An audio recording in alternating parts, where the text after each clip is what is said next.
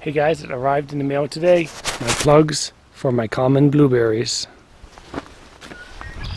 So my plugs are right here in this box. I only ordered 10. I gave a couple away. And very simple and small. But that's the way they start off, of course. So let's get these planted. So planting blueberries takes some special care because your soil needs to be very, very acidic. So in order to accomplish this, you might want to get your soil tested to start with, and then try out a few things, and then next season get it tested again. So some of the things that you can try out are adding peat moss and adding compost. Now, not manure compost or mushroom compost. You want to add purely organic compost from kitchen leftovers, these type of things. Also, you want to make sure that your peat moss is of this type right here.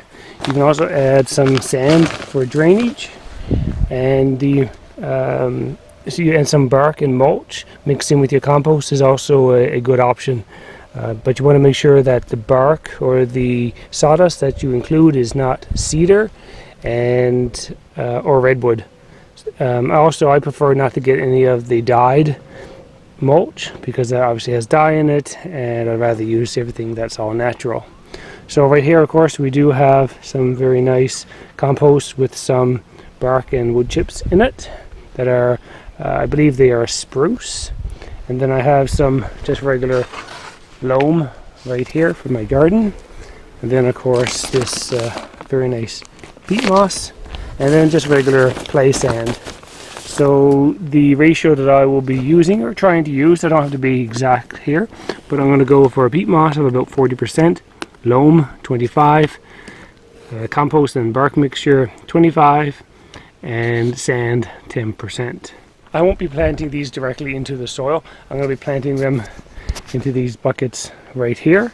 And the reason for that is I don't have a lot of space right now to be planting these blueberry bushes 2 to 3 feet apart, because that's just a waste of space for a couple of seasons waiting for these things to grow. So what I'm going to do is plant them in these larger pots, and then plant the pots in my vegetable garden so that they stay cool and they get watered regularly with my irrigation system.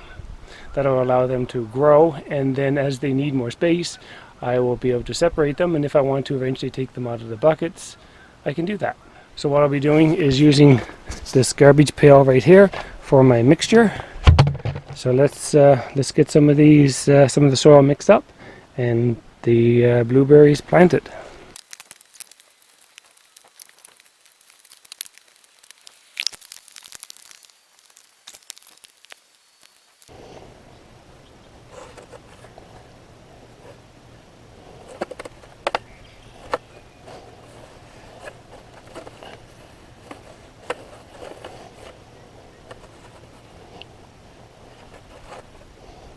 So when you're patting down your soil, I like to put a little moat around the plant so that when I'm watering it, the water will build up along here and then soak down right around the roots.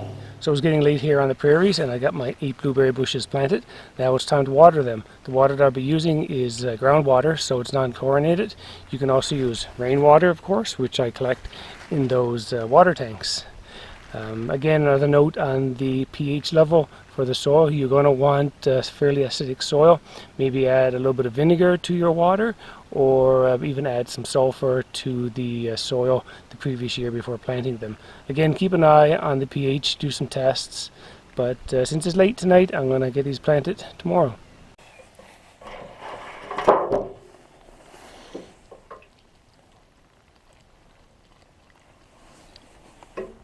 So it's been a few weeks, and this is how the blueberry bushes look.